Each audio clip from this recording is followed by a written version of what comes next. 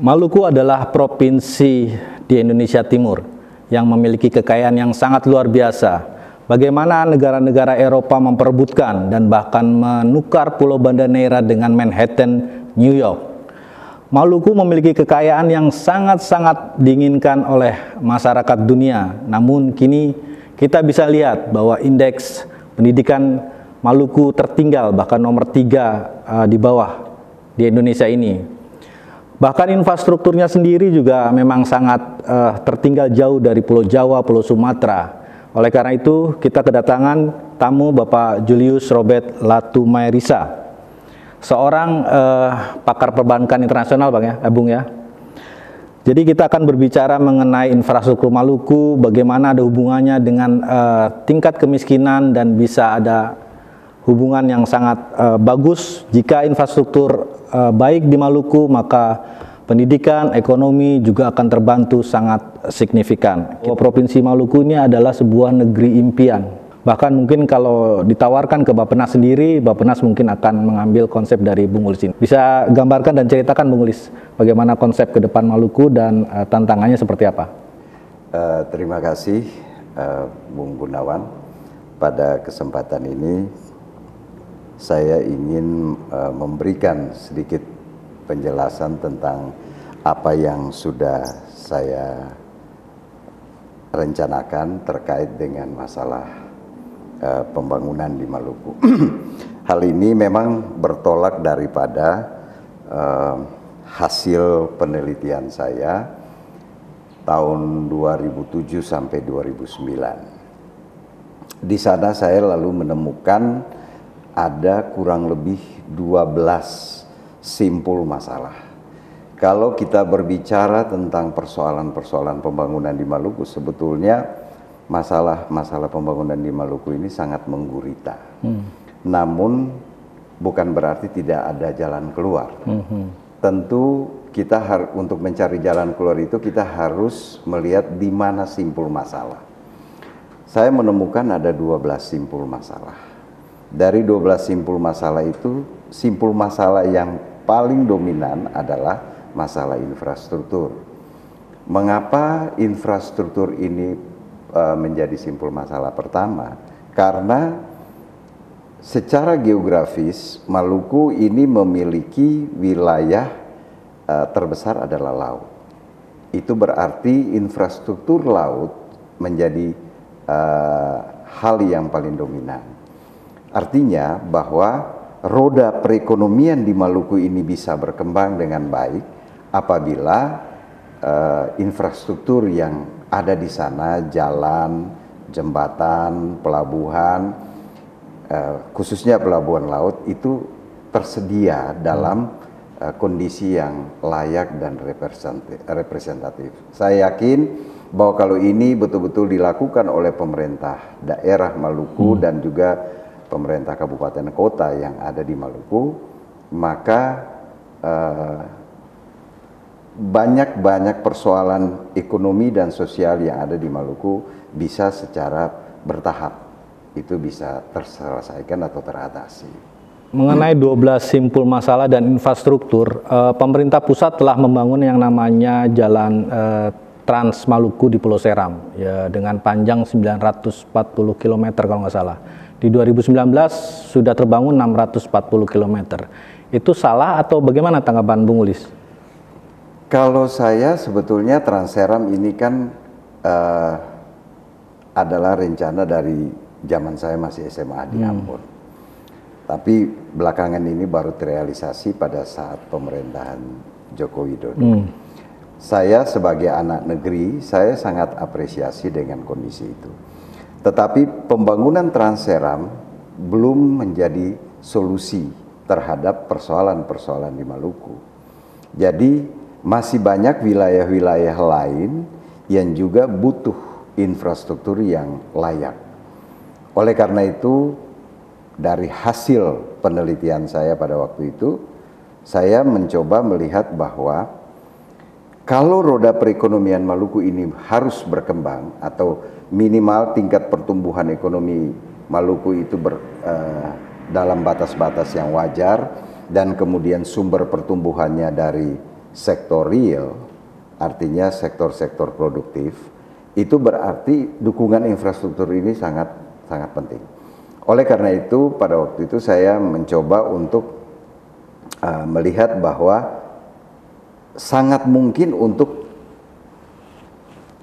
Pulau Ambon, Kota Ambon ini harus ada konektivitasnya dengan pulau-pulau di sekitar. Seperti Pulau Ambon dan Pulau Haruku. Itu harus ada jalan jembatan tol laut di situ seperti Suramadu. Nah, nanti untuk menghubungkan Pulau Haruku dengan Pulau Saparua itu juga ada, harus ada. Dan nanti Saparua dengan Pulau Nusa Laut itu juga harus ada. Karena masing-masing daerah ini punya potensi. Kemudian Saparua dengan Seram. Seram adalah pulau yang terbesar. Sehingga begitu banyak potensi sumber daya alam yang ada di sana yang perlu dikelola. Tetapi tanpa dukungan infrastruktur yang baik, sangat tidak mungkin itu bisa dilakukan dengan baik. Nah, untuk menghubungkan Saparua dengan Pulau Seram ada satu jembatan, namun ada juga bisa dari Jasira Lehitu, yaitu dari negeri Lima atau Asilulu ke arah Tanjung Sial. Nah, itu berarti kita butuh ada sekitar 5 jembatan tol. Pertanyaannya adalah apakah itu mungkin dilakukan? Kalau itu pertanyaan ke saya jawab bahwa itu bisa. Mengapa bisa? Sepanjang perencanaan itu memenuhi standar-standar teknis, itu ada ahlinya. Kemudian ada studi kelayakan, baik pra-studi kelayakan maupun final studi kelayakannya. Dan kalau itu sudah bisa dilakukan, nah tinggal ya kita bisa lakukan kerjasama dengan para investor. Saya yakin banyak investor yang ada di luar negeri yang mau untuk itu. Sepanjang perencanaan yang kita lakukan itu betul-betul visible, dan yang kedua adalah profitable. Bung Ulis dikenal oleh masyarakat Maluku adalah seorang planner dan visioner dan bisa mewujudkan Maluku menjadi negeri impian. Ada nggak contoh konkret nyatanya? Memang pada waktu itu saya pernah sampaikan di beberapa kesempatan bahwa dengan adanya jalan-jalan tol ini, jembatan-jembatan tol ini dibangun, dan kemudian ada jalan-jalan lingkar pulau yang dibangun, maka sangat mungkin sekali akan terjadi pertumbuhan pusat-pusat ekonomi baru. Artinya daerah-daerah yang terisolir ini kemudian bisa terhubung.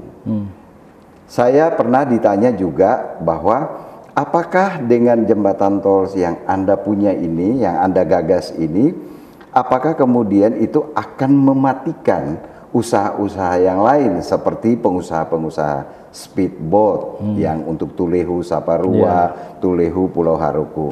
Saya cuma katakan begini, setiap perencanaan itu harus ada satu asas optimisme. Dalam arti begini, ketika Suramadu, saya ambil contoh Suramadu. Ketika Suramadu dicanangkan, begitu banyak terjadi perdebatan. Artinya orang mengatakan ferry mati dan sebagainya. Fakta membuktikan kan tidak. Walaupun pada waktu itu secara standar dikatakan bahwa satu jembatan tol itu minimal, dia dikatakan visible kalau 20.000 mobil yang lewat di situ. Betul, pada saat itu tidak mungkin untuk 20.000. Tapi dengan adanya jembatan tol berarti Madura berkembang. Karena apa? Itu sudah bisa terhubung, terkoneksi. Sehingga dengan demikian ketika dia berkembang, jangankan 20.000, sekarang lebih dari 20.000. Begitu juga dengan Maluku. Jadi kita harus punya satu proyeksi berpikir. Jadi kita harus lihat bahwa di daerah sana apa yang bisa dikembangkan. Bagi saya, Pulau Seram itu sangat layak untuk dikembangkan. Jadi masing-masing kawasan ini, Pulau Haruku punya potensi sendiri yang bisa kita kembangkan, Pulau Saparua itu bisa kita kembangkan, karena mereka punya potensi masing-masing di Pulau Seram. Sehingga dengan terkoneksi ini berarti salah satu aspek distribusi pemerataan pembangunan itu akan berjalan dengan baik. Artinya ekonomi rakyat, masyarakat itu akan tumbuh karena tadi adanya jaringan transportasi yang intens dan layak, sehingga ada minat orang baik yang ada di Ambon maupun yang dari luar Maluku untuk melakukan investasi di daerah-daerah yang baru ini. Karena apa? Infrastruktur sudah ada. Serang begitu luas. Saparua yang dikenal dengan apa namanya seni budaya dan lain-lain itu bisa berkembang dengan baik. Kalau misalnya contoh orang kalau mau ke Jawa Timur, kalau ke Surabaya, Sidoarjo, kalau tidak ke Tanggul Angin belum, itu dikatakan belum lihat Surabaya. Begitu juga kalau ke Bogor, kalau belum sampai ke Tajur itu belum. Nah, saya memimpikan kalau orang sampai di Ambon itu ada pengrajin di Saparua itu yang dari tanah liat. Nah, itu jangan dijual di Ambon. Mereka produksi di Saparua, jual di Saparua. Sehingga kalau orang butuh untuk itu sebagai cindera mata, harus datang ke Saparua. Dengan datang ke Saparua, maka tingkat perputaran uang di Saparua akan bertambah di sana. Sehingga aktivitas ekonomi rakyat berkembang, ekonomi daerah di sana juga berkembang. Sehingga perputaran atau money supply di Saparua itu juga akan berkembang. Nah, kalau itu semua berkembang, ini kan akan menstimulasi animo masyarakat untuk berpacu dengan kegiatan. Karena apa? Semua serba gampang. Kesana kemari ada infrastrukturnya. Usulan yang sangat baik dan bagus ini apakah sudah disampaikan sampai tingkat pemerintah pusat atau hanya masih di bukunya Pak Bung Ulis ini? Pada saat itu ketika saya hasil penelitian saya itu saya diskusikan dengan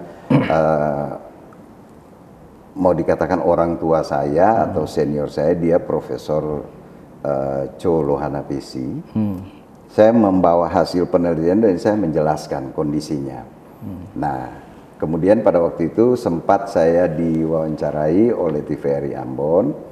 Saya baru sampai kepada, tapi dokumen perencanaannya saya sudah buat sejak tahun 2009 sampai dengan saat ini saya updating data terus. Nah, bukan saja itu, karena kalau infrastruktur berkembang dengan baik, selain aktivitas produksi, distribusi, pemasaran itu semua berjalan dengan baik, mobilisasi masyarakat itu juga berjalan dengan baik, maka sangat mungkin sekali untuk pengembangan sektor pariwisata. Sektor pariwisata di Maluku saya berani mempertaruhkan itu, asal pemerintah daerah baik provinsi, kabupaten, kota berkomitmen sungguh dan kuat untuk kembangkan itu melalui pembangunan infrastruktur dulu. Karena tanpa pembangunan infrastruktur jangan kita cerita. Pembangunan pelabuhan juga merupakan salah satu infrastruktur yang sangat penting di kota di Maluku karena memang kepulauan negerinya. Impian Bung Ulis membangun pelabuhan dok seperti tahun 60 yang gubernur lalu juga, bahwa Provinsi Maluku adalah salah satunya provinsi yang memiliki pelabuhan laut. Bahkan di 2009 sebelum Presiden Jokowi mencanangkan tol laut, Bung Ulis sudah mencanangkan dan sudah ada di planningnya Bung Ulis. Jadi konkret untuk kedepannya seperti apa nih Bung Ulis ngelihat dari sejarah yang tadi saya sebutkan tadi itu? Iya, jadi saya luruskan dulu. Yang mungkin saya perlu sampaikan bahwa dari gubernur ke gubernur yang ada di Maluku, saya hanya melihat bahwa Gubernur Maluku Latumahina yang mempunyai visi kelautan yang bagus. Mengapa? Itu kita lihat dengan adanya badan usaha milik daerah, BUMD, PT Pemal, dan PT Berdikari. Provinsi lain belum punya kapal. Maluku sudah punya kapal waktu itu. Kapal nangka, kapal rambutan. Nah, tapi dengan berbagai persoalan-persoalan politik yang lain yang saya tidak bisa sampaikan, ya akhirnya itu semua termasuk Doko Ayame pada waktu itu semua akhirnya sirna dari Maluku. Nah, saya sebagai putra daerah Maluku, saya melihat bahwa untuk Maluku berkembang, dalam perencanaan saya pada waktu itu, Maluku membutuhkan konektivitas dengan kapal-kapal penumpang. Kapal-kapal penumpang yang secara rutin itu bisa melayari daerah-daerah di sekitar Maluku. Nah, ada juga kapal-kapal yang diutamakan untuk mengangkut hasil produksi. Saya harus katakan ke Bung Gunawan dan para pemirsa bahwa di semua negeri di Maluku itu semua potensial. Mereka bisa produksi pisang, mereka bisa produksi jagung, sayur-sayuran dan lain-lain. Tapi produk-produk mereka ini adalah produk-produk pertanian yang tidak tahan lama. Atau apa ya? Kalau dalam bahasa ekonominya disebut undurable goods. Nah, ini tidak tahan lama, sehingga kalau misalnya kalau dari Seram Timur dibawa ke saja itu kan sudah mahal di ongkos, belum hasil jualannya, nggak nutut. Jadi kalau itu seperti itu, berarti kan orang jadi malas untuk bercocok tanam. Dan kemudian di sana kalau boleh dikatakan, kalau misalnya tanam mangga, banyak yang punya mangga. Kalau hasil, ya siapa mau jual ke siapa? Satu-satunya pasar Ambon. Kan seperti itu. Tapi jarak tempuh dari masing-masing daerah itu ke Ambon dengan kondisi infrastruktur yang sangat memprihatinkan seperti itu dan berisiko, itu orang juga ogah-ogahan untuk masuk ke Ambon. Padahal pasar Ambon cukup layak untuk menyerap produk-produk itu.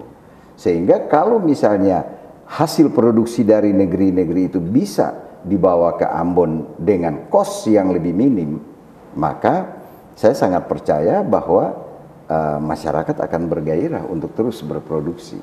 Di samping infrastruktur, memang salah satu sektor yang ada dan vital di Maluku yang belum terkelola dengan baik itu adalah masalah pariwisata. Masalah pariwisata ini kan kalau kita lihat secara potensi, saya sangat menjamin potensi-potensi destinasi wisata di Maluku itu sangat layak untuk dikembangkan. Tapi sampai dengan hari ini, pengembangan industri pariwisata di Maluku masih bersifat konvensional.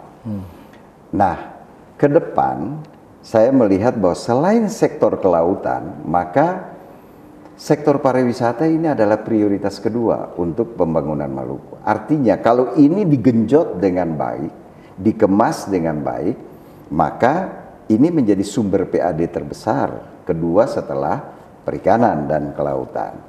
Nah, konsekuensinya apa? Konsekuensinya adalah bahwa ini harus dimulai dengan political will dulu dari pemerintah daerah. Jadi kalau cuma sekedar kita membuat momen-momen musik, nyanyi-nyanyi, bagi saya itu bukan standar orang Maluku sebetulnya. Kalau kita mau bicara jujur, kalau bicara orang Maluku soal nyanyi-nyanyi, semua orang Maluku bisa nyanyi. Tapi pariwisata di Maluku bukan itu tujuannya. Bagaimana kita bisa mengeksplor potensi yang ada yang merupakan anugerah Tuhan ini, kemudian itu menjadi ada nilai ekonomi yang bisa dirasakan oleh masyarakat dan daerah. Untuk membangun pariwisata di Maluku ini tentu kita harus punya perencanaan yang komprehensif dan terintegrasi. Jangan parsial. Karena pengembangan pariwisata ini kan multisektor. Ketika kita bicara pariwisata, kita bicara juga masalah sektor perhubungan. Berarti sarana dan transportasi yang disediakan oleh Dinas Perhubungan Laut misalnya. Kita bicara pariwisata, kita bicara ekonomi kreatif. Anak-anak di Ambon sangat potensial.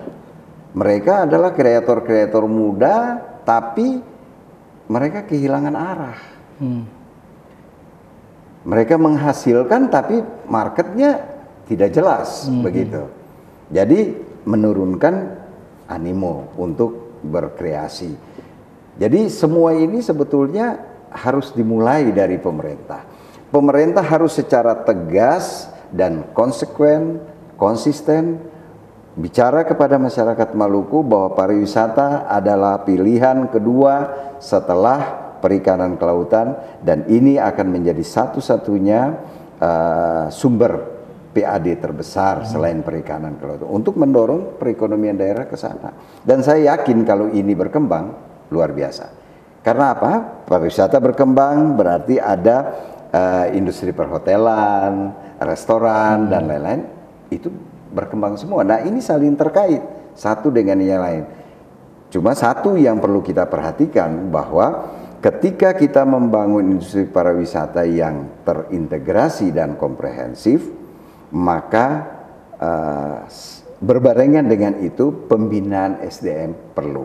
Dalam arti bahwa pemandu-pemandu wisata itu harus bisa lebih educated, kemudian harus bisa ramah dengan orang. Jangan sampai ketika ada tamu yang datang, wisatawan yang datang mau tanya, ya saya sering bilang istilah orang Ambonnya bikin muka bangka. Artinya kalau orang tanya ya jawab dengan santun sehingga orang merasa nyaman. Karena sebagus apapun kita, tapi kalau kita tidak bisa membuat wisatawan betah, selesai juga. Jadi ini semua menjadi satu paket. Nah, ini yang harus dipikirkan dan harus dikonkretkan lewat kebijakan-kebijakan yang tepat dari pemerintah daerah, baik provinsi maupun kabupaten kota. Hubungan antara infrastruktur dan pendidikan untuk memajukanlah indeks pendidikan Maluku yang dari 3 mungkin bisa menjadi nomor 5, bahkan bisa menjadi nomor 1. Itu gimana, Bung Ulis? Begini, di Maluku ini kan yang tadi di awal saya katakan, jalan jembatan itu kan masih minim. Banyak daerah-daerah yang ketika anak sekolah mau ke sekolah di kampung-kampung yang jauh, itu kan harus menyeberang sungai. Kalau itu musim penghujan sudah susah, iya kan? Sudah susah.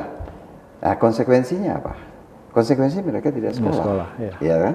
Jadi memang infrastruktur jalan jembatan ini penting, dan ketika ini tersedia dengan baik, maka semua sektor akan berkembang juga dengan baik. Mau itu pendidikan, mau itu kesehatan, mau itu sektor-sektor ekonomi yang lain, itu pasti berkembang. Saya sangat percaya itu. Makanya saya pernah sampaikan, bahkan kemarin di dalam webinar, saya sempat sampaikan kepada Kepala Dinas PUPR bahwa infrastruktur Maluku adalah salah satu pangkal persoalan kemiskinan di Maluku. Karena kemiskinan di Maluku adalah kemiskinan multidimensional. Kemiskinan yang tidak bisa hanya diukur dengan ukuran moneter, tapi harus bisa diukur dengan variabel-variabel sosial dan budaya yang lain. Nah, ini adalah tanggung jawab pemerintah daerah. Jangan-jangan selalu kita salahkan pemerintah pusat, salah kita. Bahkan kalau menurut saya pribadi, kontribusi keterbelakangan Maluku sampai dengan hari ini dari pemerintah pusat itu 30%. Lewat apa? Lewat regulasi pemerintah pusat yang tidak berpihak kepada masyarakat Maluku atau provinsi-provinsi kepulauan. Tapi 70% itu adalah kontribusi dari mal pemerintahan. Artinya banyak kebijakan pemerintah daerah baik provinsi dan kabupaten kota yang tidak berpihak. Boleh retorika mereka menyampaikan bahwa saya berpihak kepada rakyat, tapi kebijakan tidak. Itu bisa kita lihat. Demikian pemirsa IGTV, bagaimana konsep gagasan dari Bung Ulis yang memang akan menjadikan Provinsi Maluku sebagai negeri impian. Saya Muhammad Gunawan Abdillah undur diri, salam Indonesia.